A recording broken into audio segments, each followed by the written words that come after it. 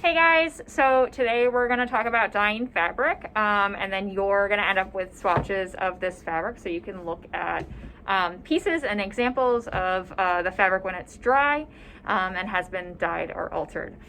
So remember that dye sinks into the fiber, so it actually changes the components of the fiber, and that a paint will cover the fiber as opposed to settling into it at the root, okay?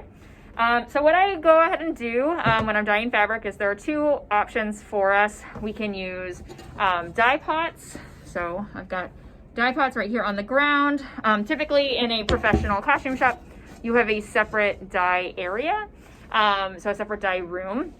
And if you guys see me looking, I'm gonna look at Rose and kind of deliver this class to her. But so there's a separate dye area in a professional costume shop, and that just helps to keep your costumes safe and away from a place that can be like dirty and pass on a lot of dye or paint or like glues and stuff onto your costume. So it's always good to keep a separate area. But another place that you can dye fabric is, so not necessarily in a stovepat, but you can use a washing machine. But a washing machine gives you a subtler dye because your hot water doesn't get as hot as a pot on the stove. And so when we want something that's nice and super saturated, then we're going to dye on the stovetop, but you can do something that's a little subtler in the washing machine. You just have to make sure that when you run the washing machine, you run it for a lengthier time and that you have a smaller amount of water and that it is hot. Any cold water won't accept the dye as well. So if you just want to dip something and do like a tea bath or something like that, you can use colder water in your washing machine, and that just gives it like a super subtle color. So we're not going to get like the super saturated colors that we want. So I've got 2 pots of water that have been going all morning, so they're nice and hot. And the first thing that we're going to do is talk about the fabric that we're dyeing today. So we're dyeing 3 types of fabrics. One is unbleached cotton muslin. All right. I also have a bleached cotton muslin, so we'll see the difference between the unbleached and the bleached. Remember that bleaching also changes the components of the fiber in the same way that dye does, and it just starts to break it down. We're going to dye linen, and this linen is already dyed, so you can see it's got like this taupey, like ecru color. So this is going to take dye in a weird way because we have to add the colors of the ecru plus the colors of our dye, so it's going to pick up dye in a very different way. And then we're dyeing China silk. This is a very lightweight silk. So remember from our lectures that your cotton is going to pick up dye, but it's not going to be super saturated. It'll be a lot more subtle, and your China silk or your silk fiber is going to pick up dye really, really well. So you're going to get a super saturated color with that China silk. So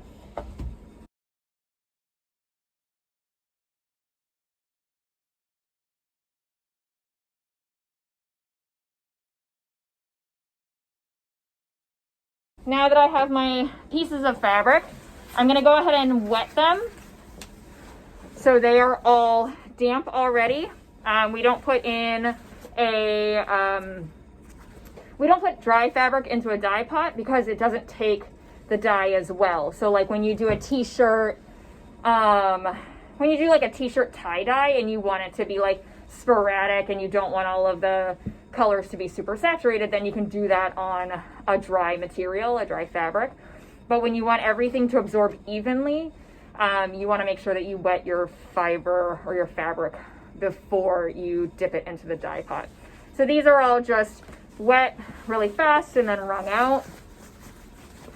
And we want to go ahead and open them up so that there's no like twists or turns or anything. Because again, when you're tie-dyeing something, when you twist it around, you end up getting a pattern with the twist because your dye can't penetrate the twist as much as it would when it's flat like this. So that's what I do to prep my fabric. What I'm going to do to prep my water, now that it's nice and hot, is different dyes need different components to help to set the color into the fabric. So you either add salt to your water, or you add vinegar. All right, and so that helps the different fibers. That like linen takes vinegar, cotton takes salt, but like you don't have to know that for your test. It's just like the difference. It's what helps it to set in. So it like helps with that chemical, like the chemical properties of dye and everything. But what I like to do when I'm dyeing fabric, because I don't know what is a combination and I don't like to sit down and figure out which one is which, is I like to do both. So I just, in my pot of boiling water, I'm going to put both salt and vinegar, and we're just going to like tackle two birds with one stone. I also don't know if my fabric has a mix of fibers, so it may be, it may be both.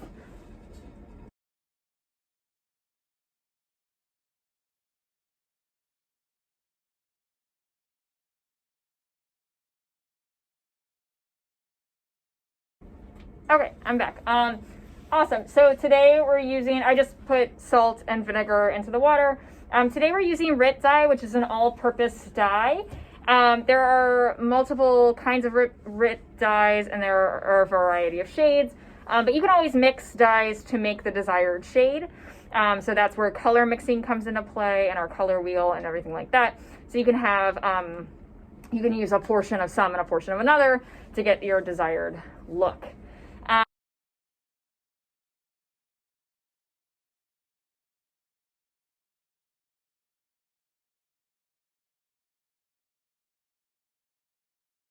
RIT dye also makes an all-purpose dye. So this, so it makes a all-purpose dye, and then it makes like a dye for synthetic, because there didn't used to be like an all-purpose kind of over-the-counter dye for synthetic materials. It's just harder for those synthetic materials to pick up the property of dye. So typically when you're buying a synthetic material, you want to get it already dyed, because that's how you're going to get the super saturated tones. Because they're done in a factory setting with high heat and really, really pigmented dyes. But if you're doing something at home, you just want to go ahead and buy the fabric that's already done, or use a fabric that is maybe a blend so that you can get the properties of silk or the properties of cotton that will absorb the dye. But like I said, RIT does make a synthetic dye, so you can sort of get the shade that you're going for. We typically use an over-the-counter, easily available, like RIT dye for dyeing in the shop. But costume shops do use aniline dyes, and remember, aniline dyes are the carcinogenic dyes. So those are the ones that you really want to make sure you're wearing a respirator and gloves with, because those are cancerous. So, but you get really saturated colors, and so there are like good reasons to use an aniline dye. But in an educational environment, there's just no need for us to do it, especially when we've advanced so much with easily available dyes. Okay.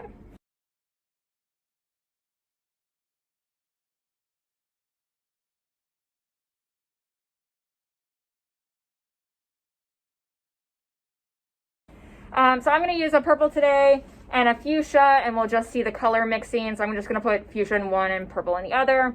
And then we'll get a sense of how the two mix together, so we can dip one into the other. I can actually fill one pot with both dyes to mix that way, so you can do additive color mixing that way. But I'm actually going to show you what happens when I dye one in one pot and then in another pot, and that's how you can get like an ombre effect also. You can just keep dipping. So we'll do this. And a small one. Okay. This is a big one.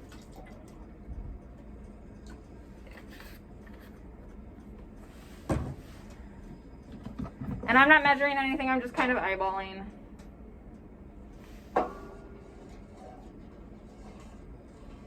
Amazing. So good. Okay.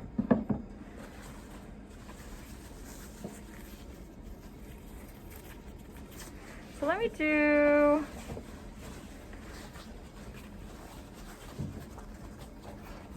this is my unbleached muslin, so I'm going to do that first, and I'm going to just keep dunking on one side, and we'll see. And so the unbleached muslin is going to have that yellow tone, so we're going to get a combination of the yellow and the fuchsia. So we're not going to get the same fuchsia color that we would get if it was totally white and just going in, because you do have the color mixing.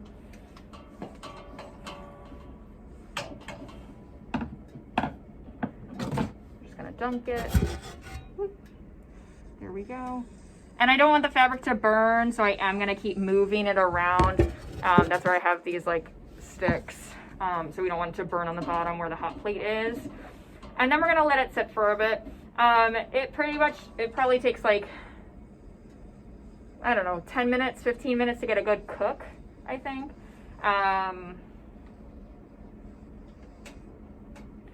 Nice and saturated, but you can kind of tell by the time you get to like under 5 minutes, by the time you get to 5, if you've gone too far with your dye, or if you're ready to pull it out, or if it needs to go for longer. You can also tell if the fabric's not picking up any dye and if it has synthetic in it in the first 5 minutes.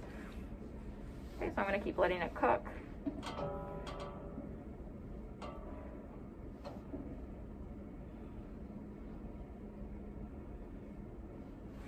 Amazing. And while I'm doing that, I'm also going to take my bleached muslin, which is cotton fiber, but it's bleached, and I'm going to dunk that into the purple.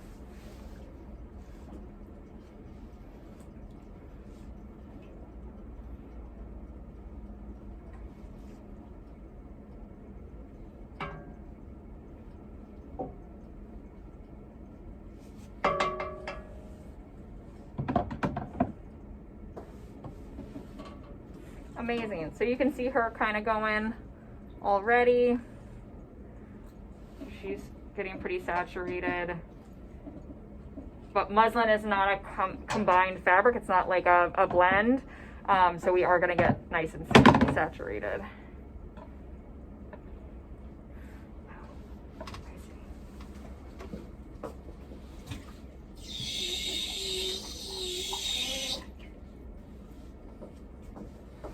Okay, so what I'm going to do when this is done, nice and cooked,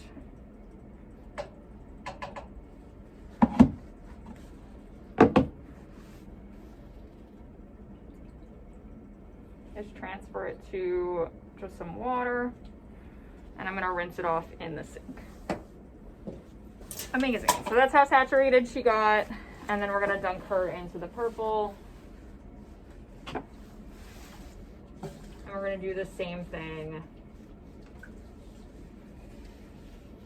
with the purple. We're going to rinse her off. All right, and I'm back. As you're dyeing in a dye pot, the difference between a dye pot and the washing machine, obviously, is that the washing machine is constantly moving, which is the pro of a washing machine. With the dye pot, again, you want to make sure that you're still moving so that the fabric isn't burning on the heat source, because you don't want a big burn mark. But you also want to make sure to keep moving your fabric around, because as you put the fabric into the water, you're going to get air pockets and bubbles and stuff. So it's actually going to push it up to the surface. And anything that's sticking out of the dye water is not going to dye in the same way as the stuff that's underneath. So you just have to keep moving it around, making sure that you're getting out your air pockets. Cooking your fabric really well. All right, while those pieces of muslin are in, the next ones that we're going to do are these pieces of linen. I'm going to do one piece in the purple and one piece in the fuchsia. So I'm just going to go ahead and pop them in. And remember that it's yellow. It's like an ecru color. So we are going to get some sort of color combination there, because it's not going to dye in the same way. You're just going to have that undertone. So you want to consider that when you're purchasing a fabric and you know that you're dyeing it, you're going to end up with some sort of color combination. So you have to think about, every person that's dyeing, or any costume designer that dyes for a living, has to think about those color combinations when they're selecting fabrics, but also the properties of your dye, because RIT has different batches of dye that they make, and so not every bottle of purple is going to be the same colors. It's going to have some different combinations just based on like what day it was made.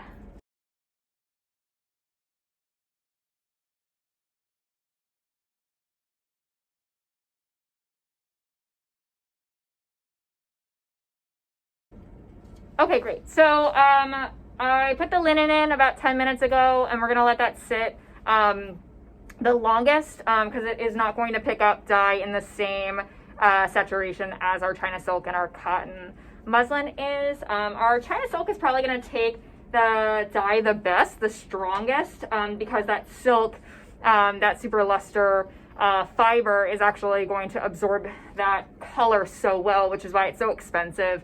And our cotton is actually probably going to absorb it the next most saturated, and then our linen is going to be probably the third. It's going to be a little bit more dull, a little bit paler, as opposed to our China silk.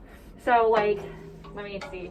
This is our linen that's been in for about 10 minutes. And this is our China silk that has been in for 2 minutes. So it just takes it so much stronger. We're gonna let our China silk stay for a while. We're gonna cook that for a little bit longer. We're gonna leave our linen in for a while. I'm just gonna keep stirring these guys.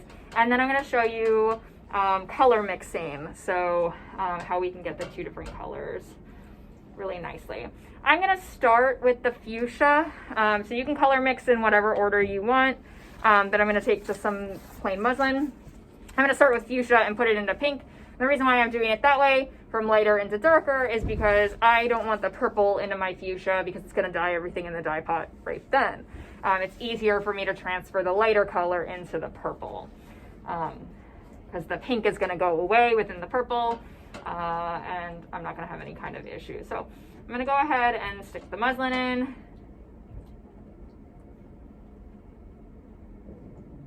Let it get saturated. Oh, and I took my other muslin pieces out. So once things are done cooking in the pot, you're gonna rinse everything. So I took those pieces out and I took them over to the sink and I just rinsed everything out. We could go ahead and throw it through a whole cycle in the washer, but I'm actually just gonna rinse it until the water's clear, and then we're gonna dry it and we're gonna see what everything looks like. The trick to remember when you're dyeing is that everything looks darker, the colors look darker when everything is wet. So once everything dries, it starts to lighten up and freshen up. So if you see something in the pot and you're like, oh, that's the perfect color, you want to give it like a couple more minutes just to get actually to the perfect color before you rinse all those dyes out and before you dry it, because drying is going to definitely lighten it up. Okay, so I've got a nice pink here. It didn't take super even because this dye pot is just full right now, but right now I've got, it kind of looks like a nice pink rose. It didn't take even, so I've got some pink here and some light here, but remember this is unbleached muslin, so I'm mixing fuchsia with like a tan or an ecru color, so I am having that color mixing right now, so it's not absorbing the pink in the same way as like a bleached muslin would. And then I'm gonna take this and I'm gonna dip it right into the purple, and I just wanna dip it and see, now we have this nice like mixed with fuchsia and this a little bit light purple. So what's going to happen is the longer I set this into the purple, the more purple it's going to absorb, and the purple is going to cancel out that fuchsia, since the fuchsia is that nice mix of like pink and purple. So it's just going to kind of overpower that pink.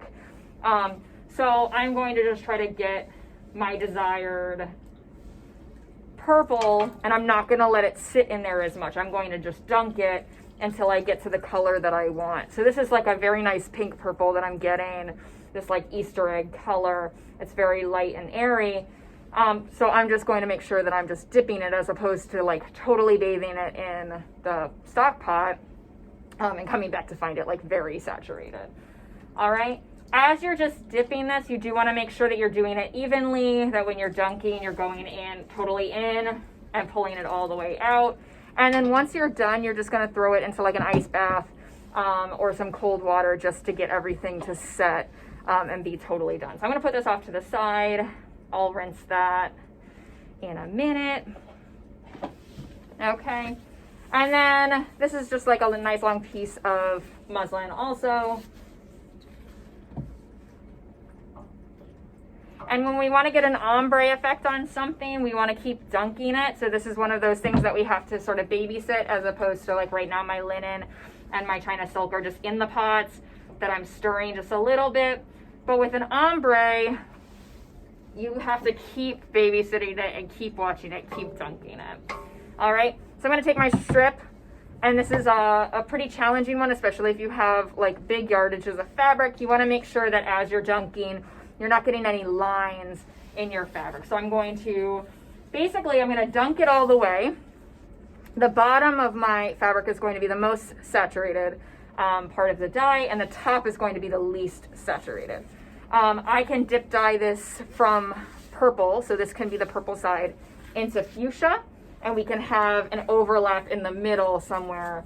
But as you're doing it, you want to be fast about it so that you're not getting a line break from your different layers. So that's the biggest thing, is just to make sure that you're not getting that breakage. So I'm going to dunk to about here.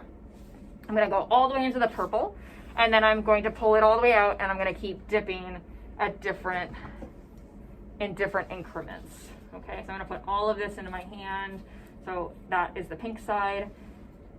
I'm going to use my stick. I'm going to go all the way down, and it's purple. Get everything nice and purpley. Amazing.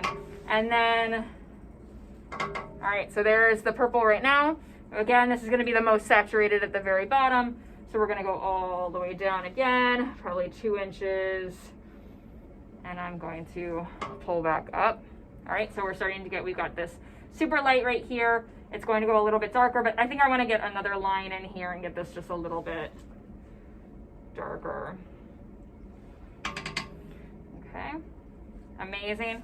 So we've got a fade. We're going to go to down here, so about 4 inches from the top. Dunk again.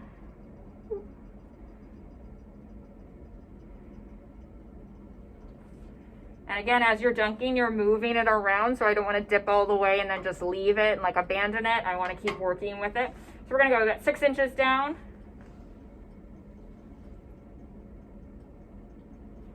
Again, we're moving it so we don't get a line.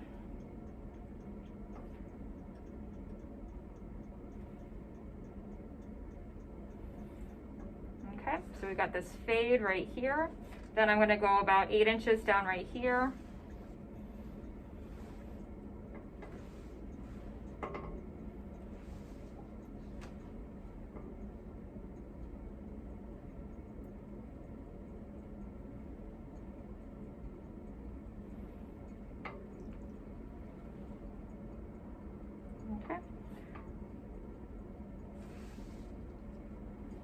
When you're working with silk, because it absorbs the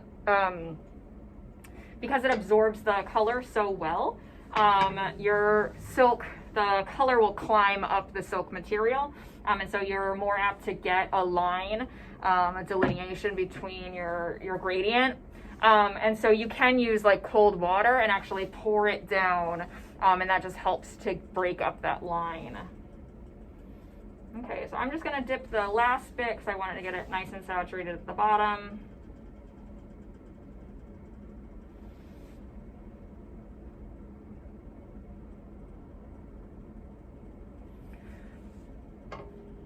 So this is a lot of like hovering over the dye pot with like big yardages of fabric. So typically this is like a 2-person job, especially if you're ombre and you have someone that's holding the excess fabric off to the side so that you don't get that dyed at all. So that's that person's only job, is to make sure that that doesn't get dyed.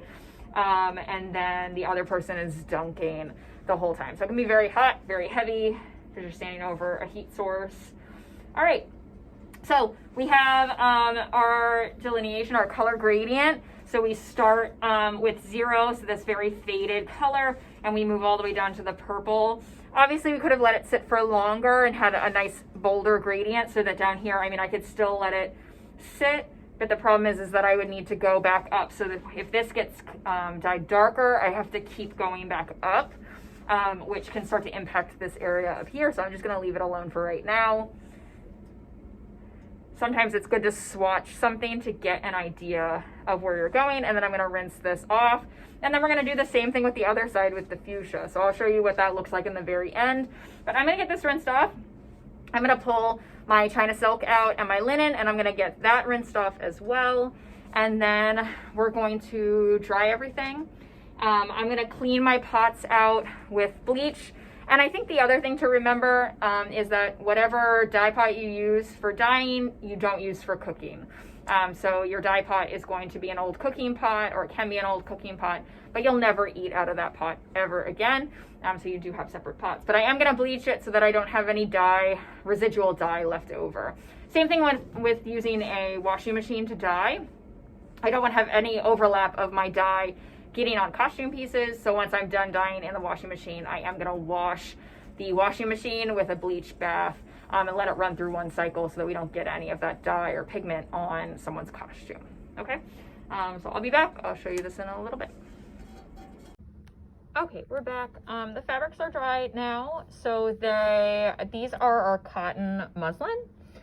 This one is our cotton muslin. That was the unbleached color, and this was the bleached. The unbleached added a little tinge of yellow to our fabric, so we have a little bit of a difference in our pink and our purple between the unbleached and the bleached.